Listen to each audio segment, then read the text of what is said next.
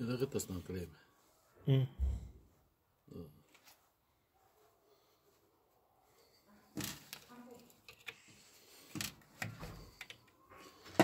În partea asta.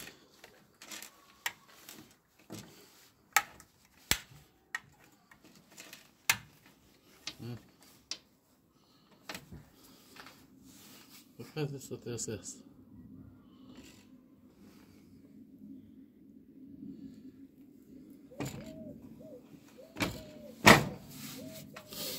Cum îl desface pe asta?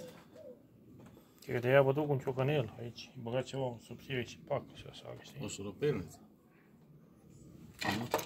Să bag aici. Țacă, țacă, țacă, țacă.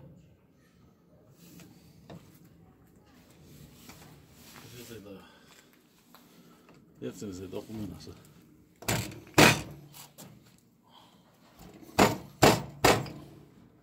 Nu intră.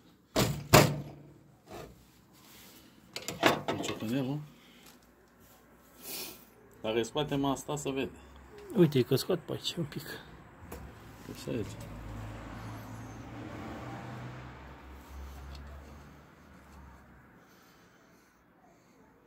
Vedeam și într-o parte, dădeam țac, țac, țac. Să n-avem ciocanel. Da, e cu altceva, ce trebuie neapărat cu o cheie.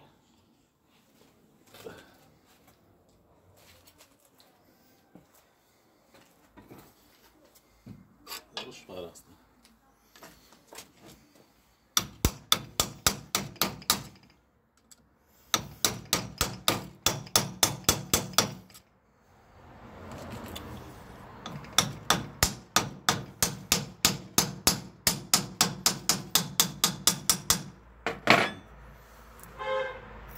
Aha, da, uite, s-a mișcat, ai văzut? S-a mișcat? Aha. Păi dar n-am cu ce batea. Yes. Nu ține minte. Păi n-ai cine, că nu te ajută nimeni.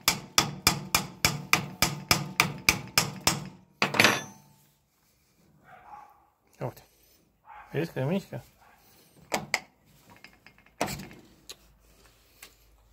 Dar ce să ții de ea? Pune pe ric. Să țină cu mâna. Băi, ține-mă de ea un pic. Dar mi se mișcă aici, nu pot.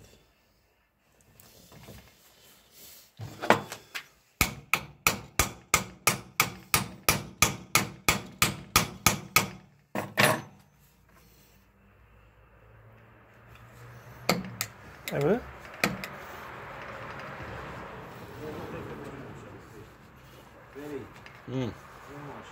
Păi uite, o ridică.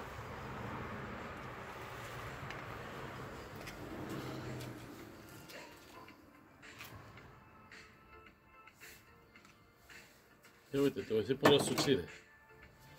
Poate trebuie dată în ea așa, invers. Cu ciocanelă, țacă, țacă, țacă. Păi nu trebuie să Și aibă ceva acolo, dacă era. Poate are creme ca el alt. Păi da, și să dăm coace, dacă. Nu se demontează roata.